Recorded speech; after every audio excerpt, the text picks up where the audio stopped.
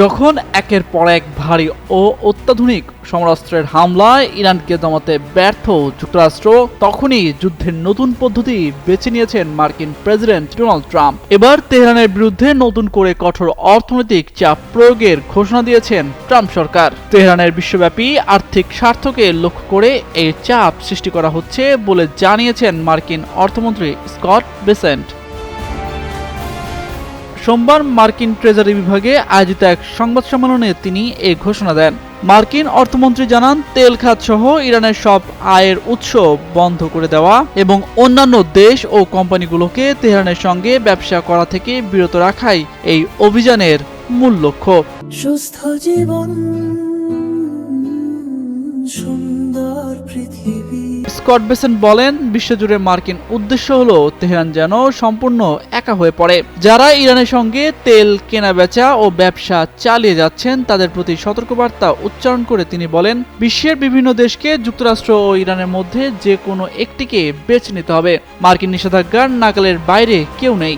নতুন এই নিষেধাজ্ঞার আওতায় ইরানের 5টি অত্যন্ত গুরুত্বপূর্ণ খাতকে লক্ষ্যবস্তু করা হয়েছে। খাতগুলো হলো ডিজিটাল সম্পদ, প্রযুক্তি, সোনা, বিমান চলাচল এবং শিপিং। যেসব দেশ বা প্রতিষ্ঠান লেনদেন সহজতর করছে এবং ইরানি তেলকে অর্থ ও দমনের রূপান্তর করার এই কাঠামোর অংশীদার হচ্ছে, তাদের সবাইকে টার্গেট করা হবে।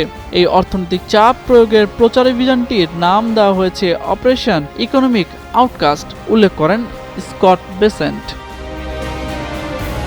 যুক্তরাষ্ট্র ও ইসরায়েলের পক্ষ থেকে কোনো প্রত্যক্ষ উস্কানি ছাড়াই ইরানে হামলা চালানোর প্রায় 6 মাস পর এই অর্থনৈতিক চাপ প্রয়োগের ঘোষণা এলো। মার্কিন ও ইসরায়েলি হামলায় ইরানের সর্বোচ্চ নেতা আয়াতুল্লাহ আলী খামেনি সহ শীর্ষস্থানীয় বেশ কয়েকজন কর্মকর্তা নিহত হলেও তেহরানের শাসন ব্যবস্থাকে ক্ষমতাচ্যুত করা সম্ভব হয়নি। এর জবাবে ইরানও মধ্যপ্রাচ্য জুড়ে ক্ষেপণাস্ত্র ও ড্রোন হামলা চালিয়েছে। এদিকে ওয়াশিংটনের বিধিনিষেধ প্রত্যাখ্যান করে তেহরান বলছে, ইরানের সঙ্গে অন্য দেশগুলোর সম্পর্ক সীমিত করার মতো অর্থনৈতিক অবস্থান নেই যুক্তরাষ্ট্রের। আর ইরানের পার্লামেন্টের স্পিকার মোহাম্মদ বাঘের গালিবাফ দাবি করেন, তেহরানের সঙ্গে বাণিজ্য করা দেশগুলো যুক্তরাষ্ট্রের বক্তব্যকে গুরুত্ব দিচ্ছে না। তামজিদ মির্জা, যুগান্তর নিউজ।